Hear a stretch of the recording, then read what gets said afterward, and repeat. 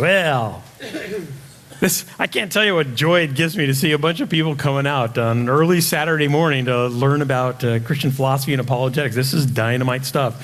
I have a sense that this could actually be a big game changer, this kind of thing.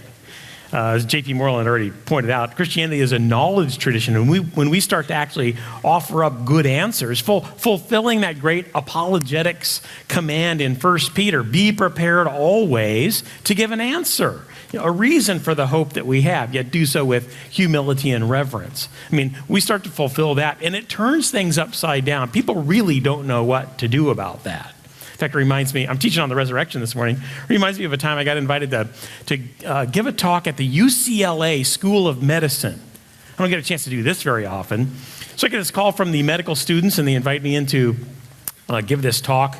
And it was a lunchtime lecture series, and they were getting near Easter, and they thought, wouldn't that be funny if we brought in a Christian, to talk about like the resurrection, It'd be like a cross-cultural endeavor on our part, so they felt very cool about that.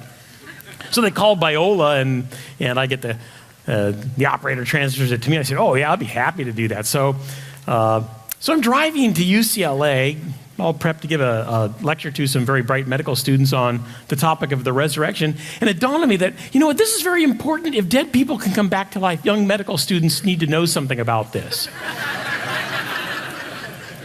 So I get there, and have you ever seen one of those anatomy lecture halls? They're really strange things. They go like straight up in the sky. People sit up there and look down while you're lecturing. They're looking at the slab.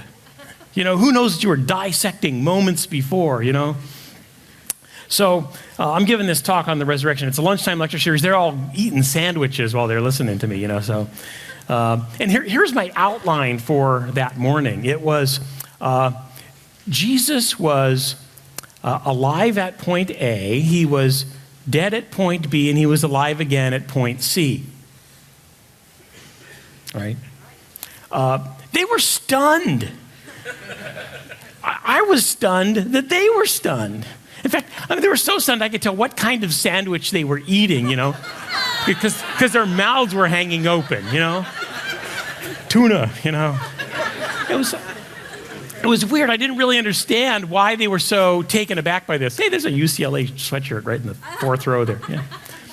And but I didn't have much time for Q&A. But when they were done, a few of them rushed up and started peppering me with questions. And I got the sense for why so many of them were stunned by this. This one guy goes, I think he kind of spoke for the group. Really, he said, I got to tell you, I grew up in a Baptist home and church, and I memorized Bible verses. I won little Awana badges and all kinds of stuff, I remember all that fondly, but I got to tell you, you are making it sound like it's very different.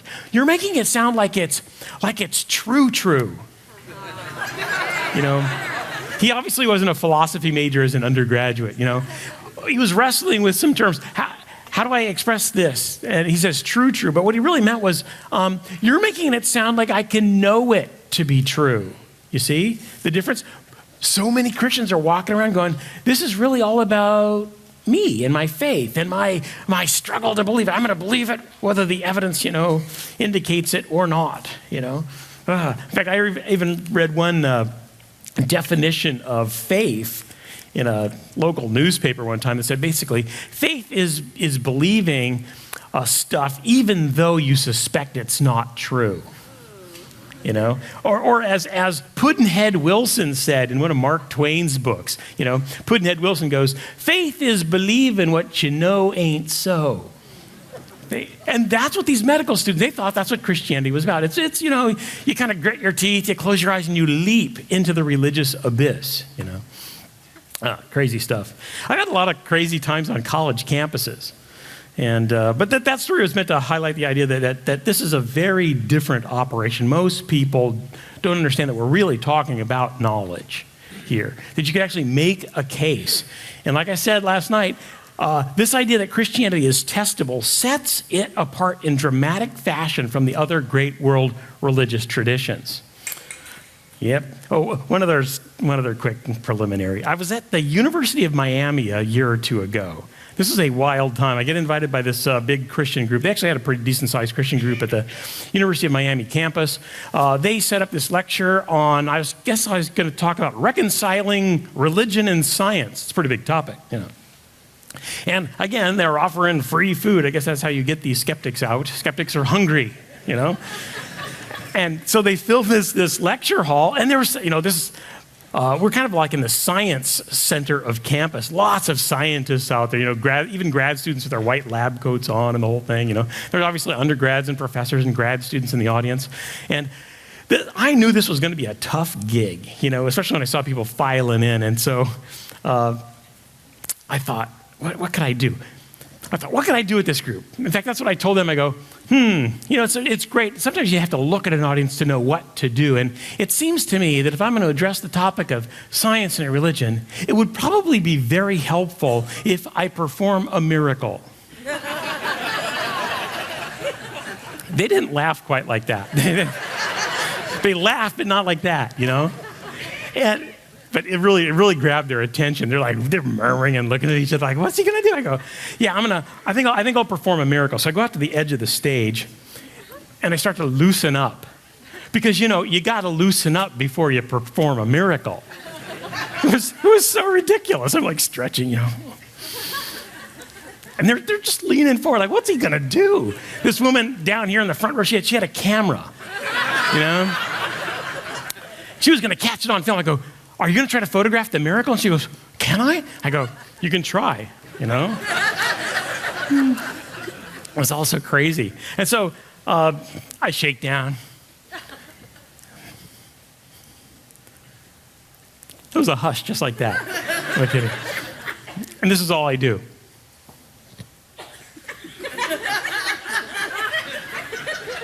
Other side, And they're just going, they weren't eating sandwiches, but, their mouths were open but it was more of like, what a moron kind of look, And I go, there it is. Thank you very much. And they're just kind of like, what was that? And I said, okay, can anybody explain what just happened? See, there was a little bit of method to my madness. Can anybody explain what just happened? And, people were throwing out ideas. In fact, then this one guy stands up, white lab coat, overhead projector pens in his pocket, he's balding, glasses.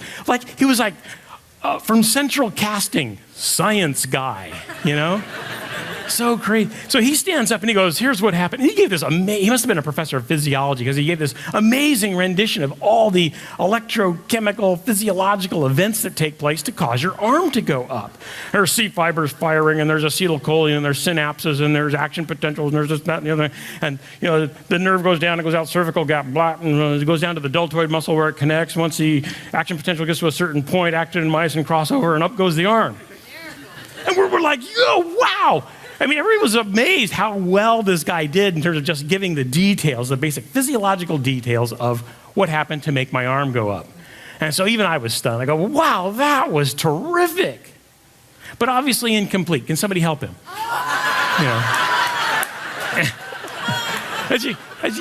Nobody was going to go against Professor so-and-so, So then they were starting to get mad at me, I have been run off a campus or two, so you never know. And so they started to shout things at me, like, help him out, And some of them were just kind of yelling at me. But this one gal in the front row, right next to the gal with the camera, I couldn't hear her at first because there was kind of a lot of murmuring. She was shouting something at me and kind of leaned forward. And I heard her say, you did it, you did it. And I said, wait a minute, what'd you say? She goes, you did it. I go, everybody, listen to what she said. Tell everybody what you just said. She goes, he did it. To the audience. And I go, she's right. I did it. You see, I am not my body. I am tightly associated with my body. I can make it do all kinds of things, And I got to tell you, if you hold to a worldview that cannot understand this basic motion, in other words, the origin of that motion, you can talk about the cascade of electrochemical events that make that arm go up all day long. But guess what? I actually taught physics for a period of time, and according to Newton's laws, I was a body at rest. And a body remains at rest unless acted upon by an outside force, right? Well, there was no fishing line tied to my arm, right? Pulling it up from the rafters. There was no wind blowing through the room. It was Miami, but there's no hurricane. So what in the world, how did my arm go up? And they were having a terrible time with that. And this guy gives this wonderful explanation, but still they weren't capturing it. I go, what initiated it? Come on, people. And then this guy goes, you did it. You did. I go, you're right. I did it. I'm not my body. I'm tightly associated with this. And guess what? I willed it to happen. And the will is not something that can be studied by chemistry and physics, is it? A choice is not something that can be studied by chemistry and physics. You can't put a choice or a thought in a bottle, It doesn't have mass, it doesn't have charge, it doesn't have wavelength. But nonetheless, it's real. And that's what I was confronting with this group, that there's something more to life than simply the stuff of the physical world. And that was news to them. And there were a lot of people who were arguing with me. In fact, there was a line of people. About half of them were holding their laptops. The reason they were holding their laptops is because they were convinced that their laptops were, in some ways, persons.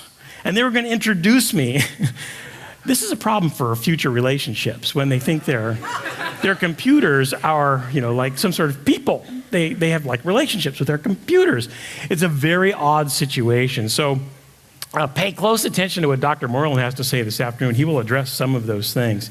But we have a great time out on the college campuses. This morning, I would like to talk about the resurrection of Jesus, give you a quick introduction of a survey of an overview of the evidence for the resurrection of Jesus. I'm still working my way through the latest book on the resurrection, which is written by a colleague across the country. His name is Michael Lacone. It's about 700 pages, And he's just dealing with the documentary sources that point to the resurrection. This is a huge field of study, and we actually know more about it now than we did 25 years ago. And I think, I'll give you the conclusion at the beginning, I think you'll discover that we've got the goods on this. You are well within your epistemic rights, to use a philosophical term. You're well within your epistemic rights, your rights of knowledge to say, I know the resurrection happened. What does that mean? Well, it means you are able to give excellent reasons for your beliefs. And I'll talk about that.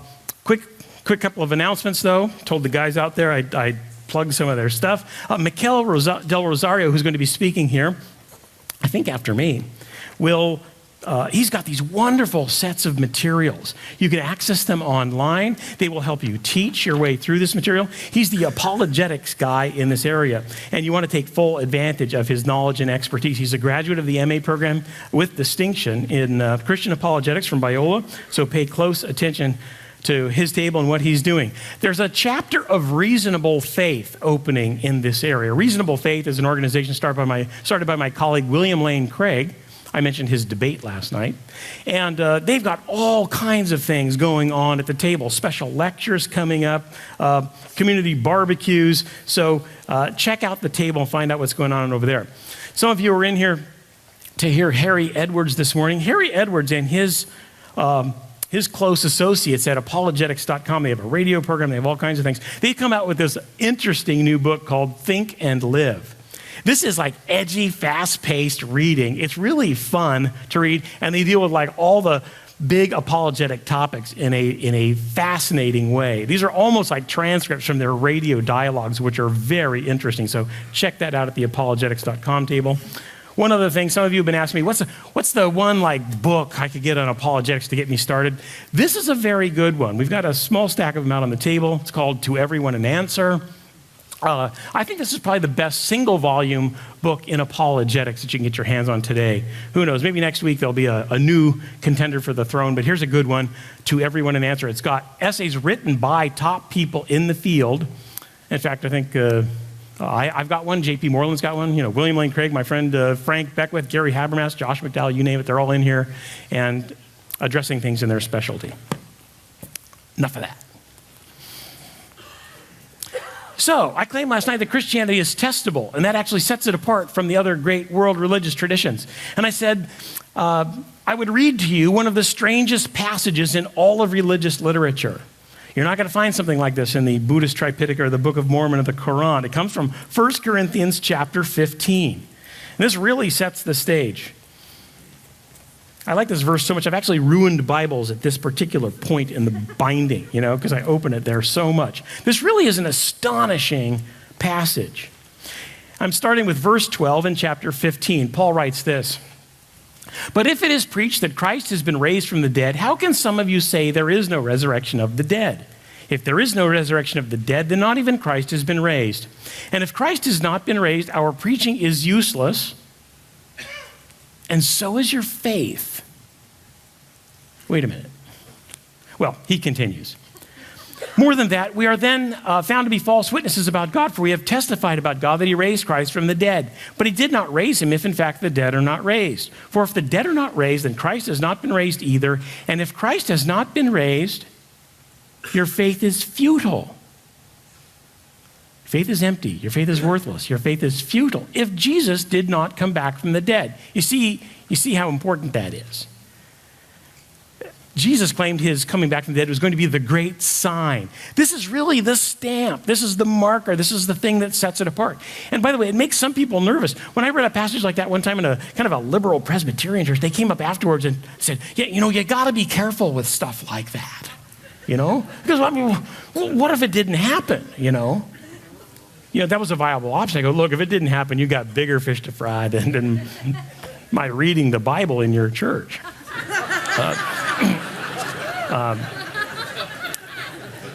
But that really it stuns a lot of people. Like, oh my goodness, when they really kind of meditate on that.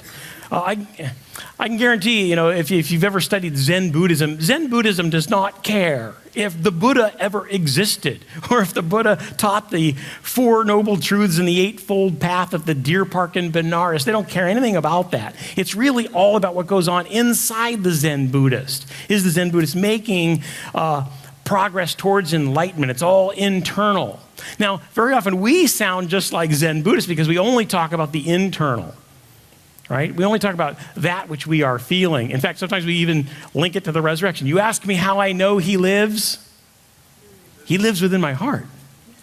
By the way, I don't want to dilute that for a second because that is huge and it's a great truth. And I bank on that every day. And sometimes that's the most meaningful part of the whole business to me, that he lives in my heart. I know he's with me, teaching me and guiding me. I mean, he's real to me.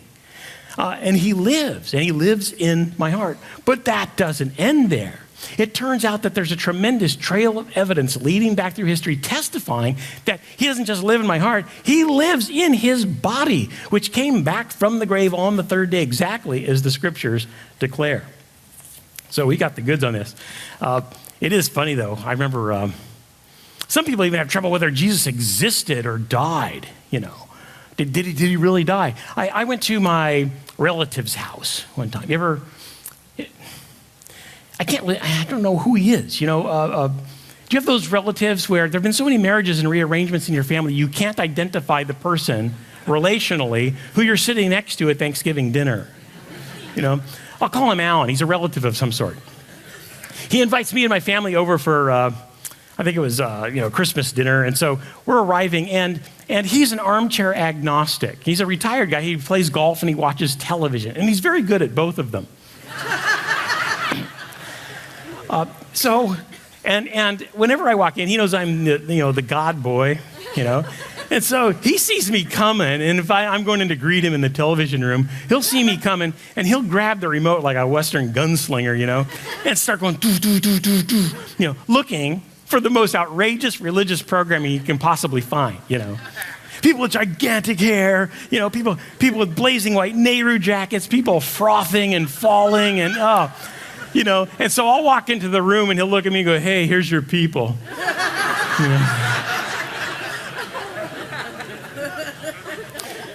But this one time I walk in and it was like during Christmas. And so he sees me come and he grabs the remote and it's like, doo, doo, doo. He didn't get very far. Because he landed on this like documentary about the historical Jesus. It always cracks me up, like the Discovery Channel and the History Channel and all that. They play religious programming near our religious holidays because they figure we religious people want that kind of stuff, All right, I'll let them have that. But this documentary was fairly interesting. Now, it featured mostly liberal scholars, but they actually threw in a couple of conservatives, which was fine by me. I think they held their own and did a good job. But it was a biography of Jesus, and it was very interesting. They showed like 3D models of ancient Jerusalem, what Jesus might have looked like, based on these skeletal features of ancient Semitic men and so on. Really interesting stuff. So we were both like transfixed by it, watching it. Well, if they're doing a biography of Jesus, eventually they're going to get to his death, right? And so a title comes up and it goes, the crucifixion, And then they interview scholars sitting in front of books or out in the quad, or out in the field, And they interview the scholars, and to a person on the issue of the crucifixion, done deal, take it to the bank, knowable history. Every person, whether liberal, radical, conservative, whatever, affirmed that Jesus was indeed a real historical figure, and he died by Roman crucifixion in first century Jerusalem. Done deal. Anybody who stands against that is basically on the kook fringe. Okay, and this is even by the radicals who are saying this, all right? Well, then they get to the next title sequence, the resurrection. And they interview the exact same set of scholars in front of the exact same books and out the same quads and so on. And except for the couple of conservatives, right, in the crowd, almost every one of them said something like, well, who can possibly know what happened so long, long ago in those tumultuous times,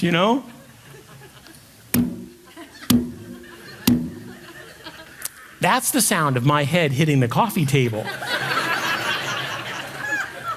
And I'm yelling at the television, and now I'm the one frothing and falling, And I'm yelling at the television, oh my goodness, they can't do that. Wait a second. The exact same body of evidence that led them all to conclude beyond a shadow of a doubt that Jesus was killed at the hands of a Roman crucifixion team in first century Jerusalem is the exact same body of evidence, one page over, that tells us he came back from the dead. Oh my goodness, it really dawned on me at that point that this is not about evidence. This is about people's worldviews. Most of the scholars they were interviewing simply weren't open to the idea of a miracle. Now, I'm not going to deal with the topic of miracles, but they weren't open to the idea of a miracle. It seems to me that we're often called narrow-minded. I learned something in my religious studies program, which is a very wild and crazy program for a conservative Christian to be in. I learned something that my worldview tended to be quite broad compared to my liberal colleagues. They had a very narrow view of the world, which could not include any report of a miracle. Interesting. We actually have, I don't think we ought to adopt every report of a miracle as authentic, but you know what? If there's excellent reason to believe that a supernatural event has taken place, I think we ought to be open to such a thing. And in the terms of Jesus's return from the dead, I think this is a bona fide miracle that took place, and there's excellent reason to believe it. So, well, how are we going to approach this? I mean, we teach whole semester courses on this. I'll give you sort of the quick and dirty method. And this is something that you can use probably tomorrow with your skeptical relatives over Sunday evening dinner. I mean, it's really quite remarkable. Back in the day, when I first became a Christian, there was books like More Than a Carpenter and Evidence That Demands a Verdict. And those are wonderful books. And I learned a lot, and it really grounded me in the faith in terms of apologetics, reading that kind of material. But that approach isn't quite as effective today. Now, what was the old approach, the kind of the Josh McDowell approach? It would be to open up the New Testament, make the case that the New Testament is historically reliable, and then go into the pages, into the text, to find out what it says about the resurrection of Jesus and see if that's reasonable to believe based on the text. See, that doesn't work anymore, and it's not a problem with the method. It's a problem with the people on these secular college campuses who hear this kind of stuff. Because the moment you walk on their campus and you open up the text of Scripture, whether you're going to give it a robust defense, very objective, scholarly defense or whatever, it doesn't matter. You're holding a Bible. And the Bible's evil, and therefore you are evil. No, really. The moment you get the Bible out, it's like, oh, no, don't go there. We're talking about literature that is homophobic, misogynist, and violent, and just nasty on many fronts. Sure, I'm sure there's some wonderful teachings in there, but it's just overrun with nastiness. And so you can't get a good hearing. It's very difficult to make your case when they simply shut their ears immediately. So I think it's incumbent upon us as the creative people of God to have new methods. I always try to open up side doors and side windows to bring Christian truth into people. In fact, that's why I wrote a novel instead of writing yet another apologetics textbook. And guaranteed more people have read that than have read, standard apologetics works. And I get these emails from agnostics and atheists and so on saying, wait a minute, I'm totally intrigued by this, because I brought it in through the side doors. I mean, there are agnostic professors who actually assign this for their students to read because it's so refreshing and interesting. They love the main character. The book is called 5 Sacred Crossings. The main character is a college professor, of course. You're right about what you know. So we need interesting new side doors. And the method I'm going to present to you was developed first by a colleague of mine. He actually teaches the resurrection course in our program in Apologetics at Biola, Gary Habermas. And he invented this technique, which is very effective, and it's my favorite technique for the secular university campuses, but really for anybody. And here's the technique. Rather than just grabbing the Bible and opening it up and making our case from the text, what if we did this? What if we read our harshest critics? People with top degrees in religious studies, in history and theology and biblical studies and so on. Now, these are not believers by and large. All right? These are skeptics and critics. These would be the people who would have been going, whoa, who knows what happened so many years ago? It'd be that kind of person. And they write books, and sometimes they're very big books on these kinds of topics. What if we read through their material and gathered up the set of facts that they believe are true? Interesting. Okay, let's do that. Well, that's what you have. Now, if you have your program, this will be very helpful, these handouts. If you don't have one, you can, if God doesn't exist, you can beat up your neighbor and take it from them. I'm not going to deal with page 13. That's kind of an outline for a general case for Christianity. I won't have time for that, but if you turn the page, actually turn to page 16. That's where I'm going to start, page 16. Because what I have on page 16 are 12 known facts concerning the resurrection events, right? These are facts that are derived from our harshest critics. And if you want to know where to find who these critics are, right, you really want to do some research on this, you can go to GaryHabermas.com. I think it's .com, might be .org or something, but Gary Habermas, Habermas. .com.org. You'll find him. He's got his whole doctoral dissertation accessible online there. And so you can go through all of the sources from which he derives these basic facts. So you see the technique. We're going to use our critics, and then we're going to have a set of facts, and then we're going to see where those take us. So let me walk through these 12 known facts with you, and I'll give a comment or two on each one as we go through. Number one, Jesus died by crucifixion, right? Obviously, Jesus existed as a real historical figure, and he died by crucifixion. Interestingly, these facts don't say much, right? They're not long paragraphs. They're simple statements, and they're meant to be. They're called minimal facts. They're simply stated very carefully and succinctly so that everybody can buy into them. The moment you start adding a lot of detail, people start falling off the wagon. So we keep them very minimal. Jesus died by crucifixion. By the way, the reason this is a known historical fact today is even modern skeptical scholars have discovered something. People die by crucifixion. Yeah. They don't almost die, they don't lounge around on the cross and then, go do something else later in the afternoon. They die. Right? In fact, one reason they were able to find this out is through some medical research where they would take graduate students into laboratories and crucify them. Literally. I mean, now they wouldn't drive the nails through, but they could tie a person to a crossbeam and see what kind of physical responses there are, And it's very distressing. In fact, if you're just hanging there by your arms, you're going to die very quickly because you can't get air exchange. And so if you have a little peg to stand on and you can push up, you can get a breath in. But then you're hanging down here. It's very difficult to get a breath. You can't get good enough air exchange. Your diaphragm can't go down and your intercostal muscles can't expand. You can't get that negative pressure for a good breath. And so you got to push up. And so when you're being crucified, it's excruciating to push up, right? In fact, that's where we get the word, excruciating. You got a nail through your feet, so every time you push up, it's agonizing. Now, Jesus and some of these people who were being crucified were very strong people, and they could last a number of hours on the cross. And remember in the Gospel of John, the sun was about to go down. They wanted to hasten their death. What were they going to do? They were going to go and break their legs. What would that do? Well, it'd make it so they really weren't pushing up anymore. I mean, a couple of times like that, and you're just like, I'm gone. And they will just hang and die. One of my students one time, it's kind of an irreverent comment, said, yeah, I get it. It's kind of like one of those old pop-up buttons on turkeys. You know when it's done, right? When you're just hanging there, not pushing up anymore, you're dead. So modern scholars think, you know what? Jesus died by crucifixion. It was an excellent way of killing people, and you knew when they were dead because they didn't push up to get breaths anymore. Number 2, Jesus was buried. Jesus was buried. Notice we're not elaborating, but he was buried in one way or another. I think we're near the point where we can say he was buried in the rock-hewn tomb of Joseph of Arimathea.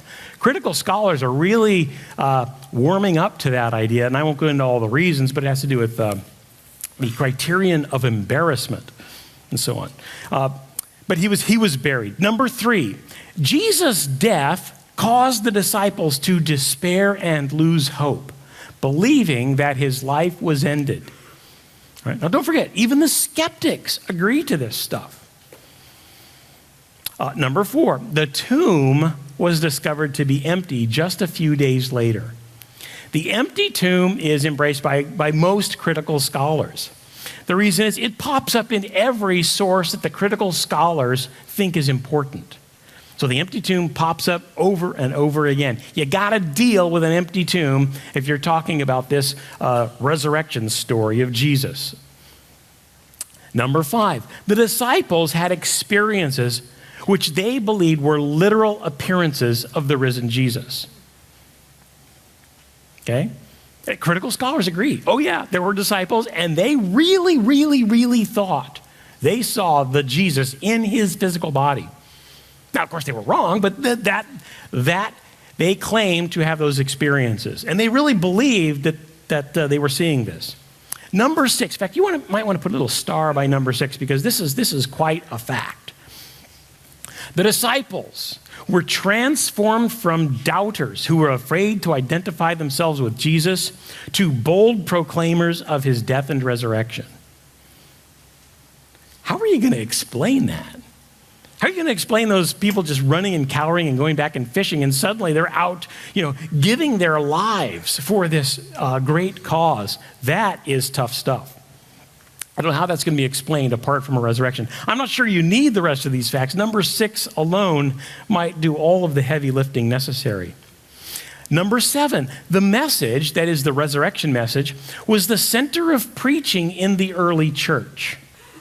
Well, that's interesting. Think about that. How did the resurrection become the center of preaching in the early church if it didn't happen? In other words, if it's sort of legendary or later developed through, legends that were told around campfires through the years and so on, how did the resurrection become the center point of preaching? Why not something else? Why not some part of the Sermon on the Mount or, love your neighbor? Something could have been the center point of preaching, but no, the resurrection became the thing that the followers of Jesus were wild about, and they couldn't stop talking about.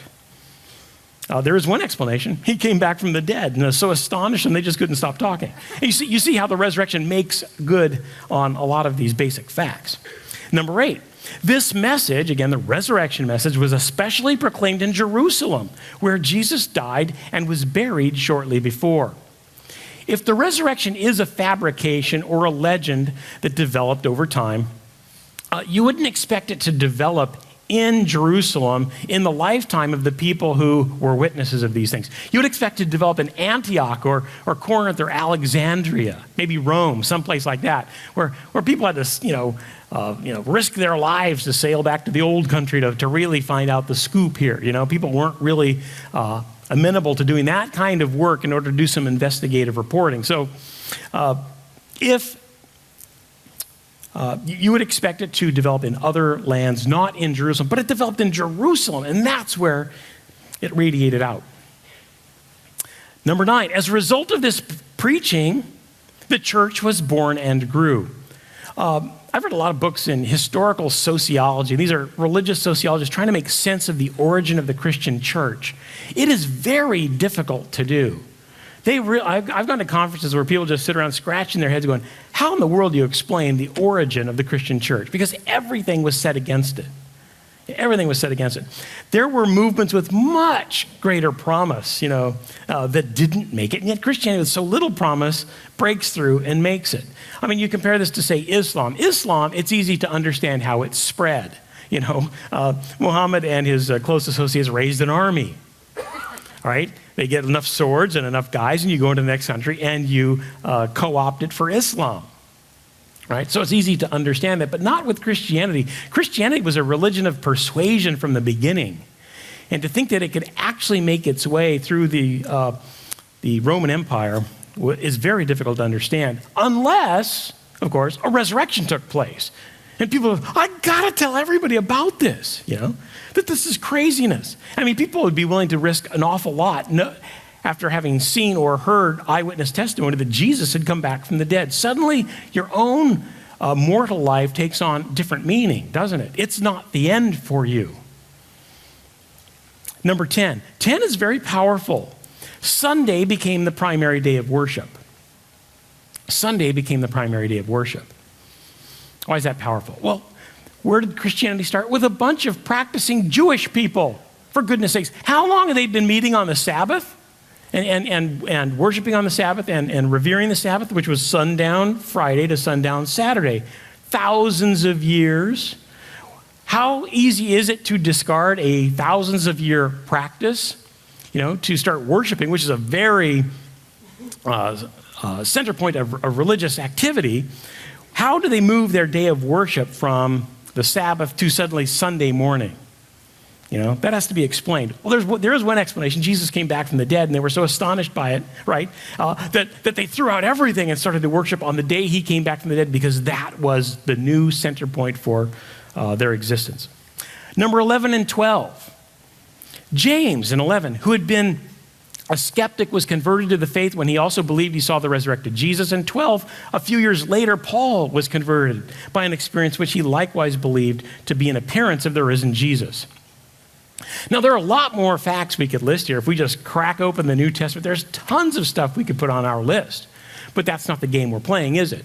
We're simply reading the critics and listing the things that they would be completely okay with. And they are. So it seems to me that we're well within our rights to call this knowable history. When you've got a batch of data that conservatives like me and radicals all can embrace as true, I think we've got some good material to work with. Now, what do we do next? Well, we're good scientists, right? So we've got these data points, and we want to get a theory together that captures all the data points. Now, doesn't that sound scientific? Doesn't that just warm your scientific heart?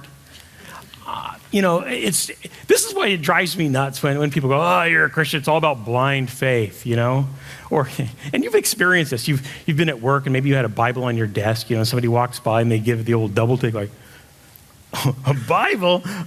Oh, yeah. Oh, you're a religious person. Good for you. Good for you. You know what they're thinking? Yeah, some people believe in leprechauns too, That's what they're thinking. But I think this is very scientific. We've got a set of data points that I can agree with, that radicals can agree with, and now we're going to try on a set of theories. And there are a finite number of theories. There are only a few plausible ones that you can work with in historical studies. But let's look at a few of these. And for this exercise, you'll need this chart on page 14 and 15. This will help guide this. In fact, you'll need to look at that and flip back to the 12 known historical facts. Flipping back and forth will be a healthy exercise during this. So we're going to try on a few facts. And what I've got here in this chart is the tomb of Jesus was either occupied or it was empty, right? So you've got a group of occupied tomb theories and you've got a group of empty tomb theories. Then you follow the lines down and there are a bunch of names like unknown tomb, wrong tomb, legend, and so on. Those are names of theories that have come down through the centuries. And then the numbers at the bottom correspond to the 12 known facts that I presented to you. And the numbers listed are the facts that do not fit that particular theory. So we're looking for none, or, all the data fits. That's what we're looking for. Well, let's try a few of these on for size.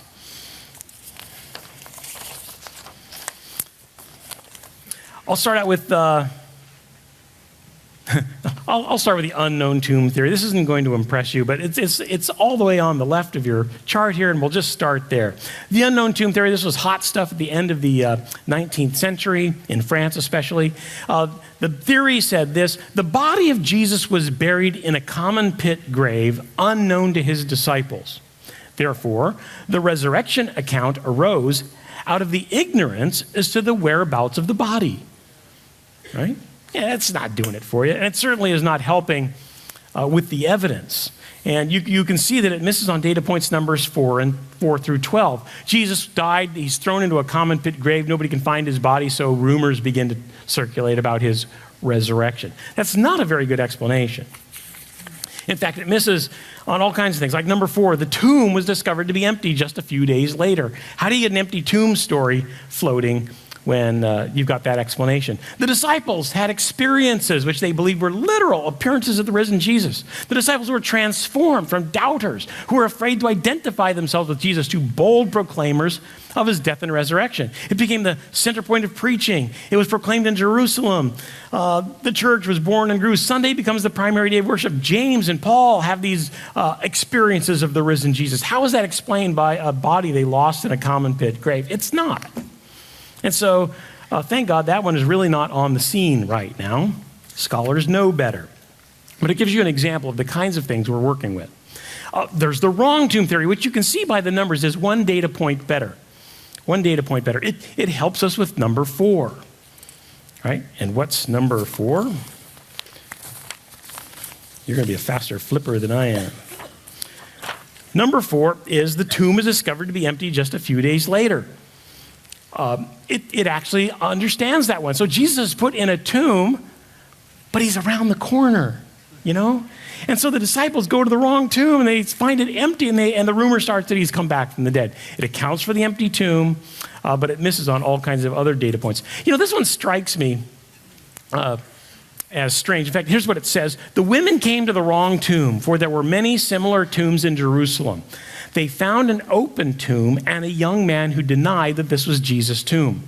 The frightened women mistakenly identified the man as an angel and fled. That's what in its classic statement, that's the theory of the wrong tomb. We all know this right up front is not true, because as we established last night, women ask for directions. So they would have gone to the right tomb, I could totally imagine that. You could imagine Peter going to the wrong tomb, You know where you're going, Peter? Totally, dude. And going to the wrong one, and the rumor starts. But although it helps on point number 4, it misses on all the rest. It doesn't explain Paul and James seeing Jesus. It doesn't explain the disciples being transformed, willing to give their lives for this cause and so on. So let's move to another one, the legend theory. The legend theory.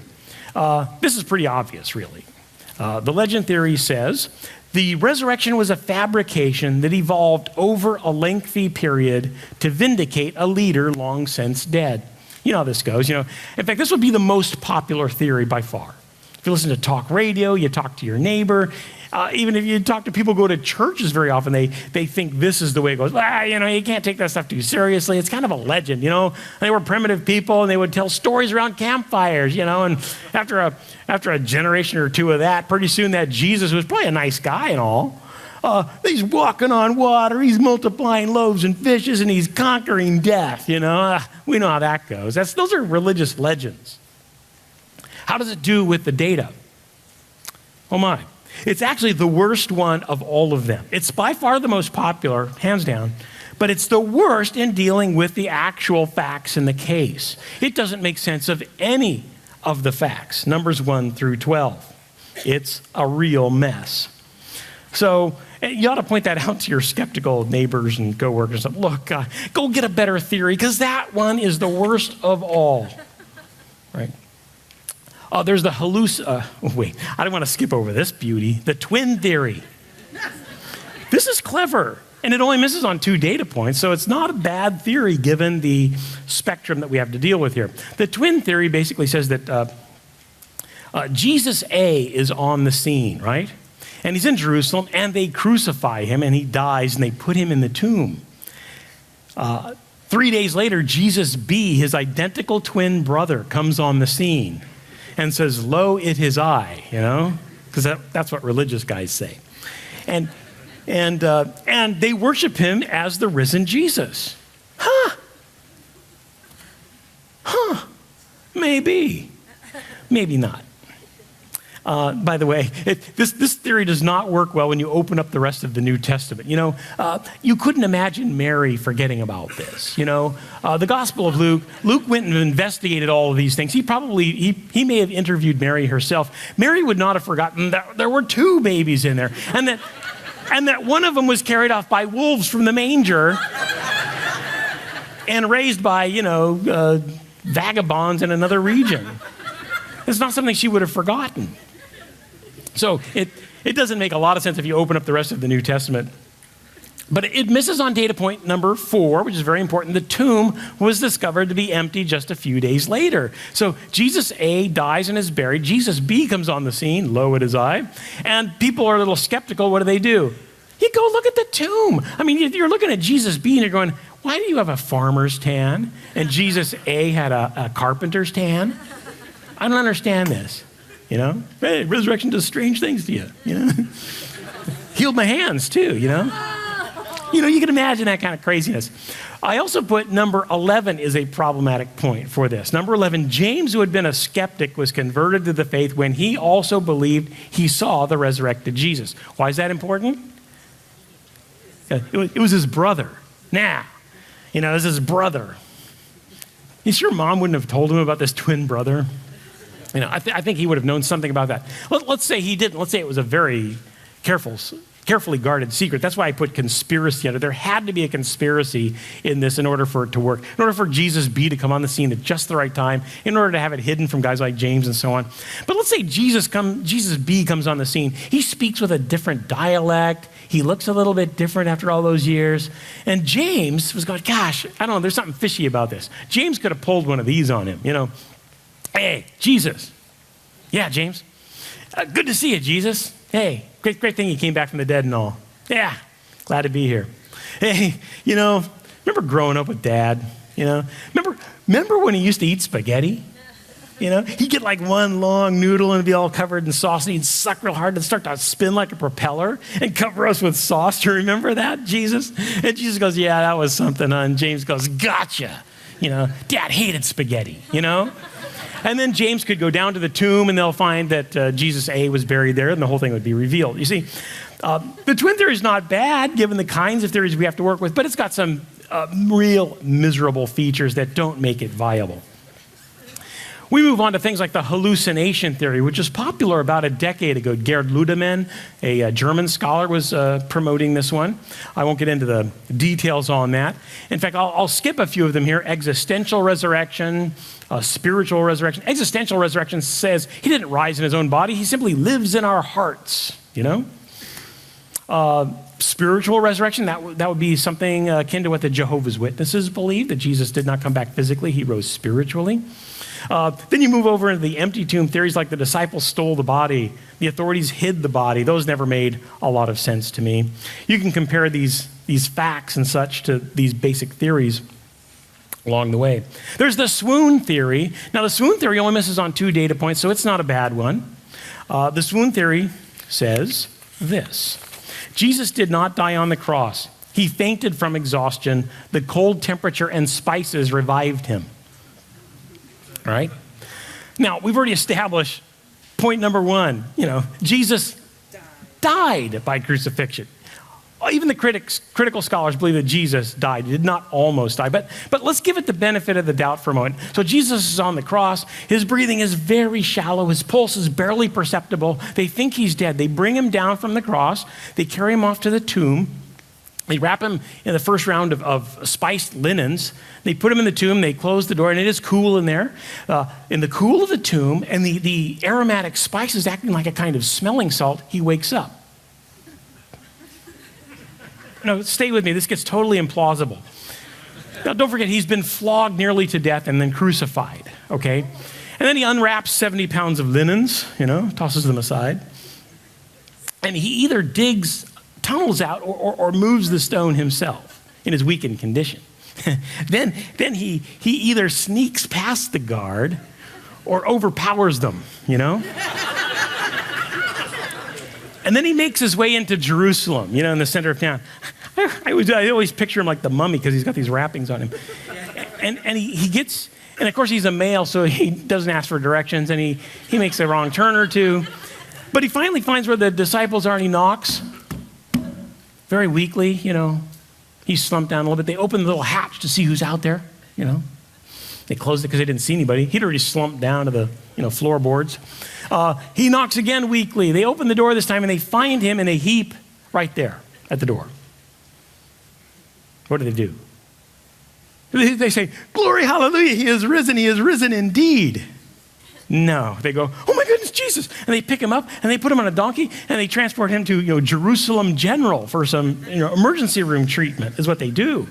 And some even liberal scholars have made this point that it really misses on data point number 6. The disciples were transformed from doubters who were afraid to identify themselves with Jesus to bold proclaimers of his death and resurrection. A Jesus who barely survived crucifixion would not be a transformative figure. He'd be a guy who barely survived a crucifixion, You would have great doubts calling him the Lord of glory who has conquered death and so on, You're going, not sure he wasn't just the guy who barely survived a crucifixion. No, when Jesus came back from the dead, it was obvious that he had done something big. He had conquered death, and he was appearing in his new body that was transformative when it encountered the people who were witnesses. What do the swooners do about the sword? Yeah, good question. What do the swoon theory people do about the spear that was stuck into his side in the Gospel of John? That's a good question because it highlights something. Remember, we're just sticking with 12 known facts. You see, the critics, the people who disagree with us in regard to the truth of the resurrection and the reliability of the Bible, don't think that ever happened. They think they don't ever use the Gospel of John. They think it's totally suspect, written way too late, and it's not authenticated enough. So they set it aside. So we're only using the sources that they think are reliable. I won't get into the Passover plot, but here's one. Jesus was an alien. Wow. Either Jesus was an alien or he came back bodily from the grave. I think those are our only two choices. Thank you very much. Okay, what about this alien thing? I didn't used to have this on the list, but then I went to some New Age fair or Whole Earth Expo or something like that. And there was a booth. It's the Jesus was an alien booth, Well, of course, I spent all day talking to these guys. Nobody else was talking to them, and they were so affirmed, that I was there talking to them. And it's so funny because they had obviously watched way too much Star Trek. I mean, they were talking about cloaked spaceships and tractor beams and transporters. I mean, they were making a case what if they built an android that looked exactly like Jesus? They could even sprinkle Jesus DNA on him, and they beam him in and the real Jesus out just when they're about to hammer the nails in. Well, this android they created could handle this kind of thing, and they could send down a signal and turn him off, and reboot him in the tomb, and it all makes sense. It was kind of craziness. But listening to these guys for a while, I go, you know what? You guys might be right. And they're like, really? I said, yeah. Now, I think the context is a little off kilter, but you're right.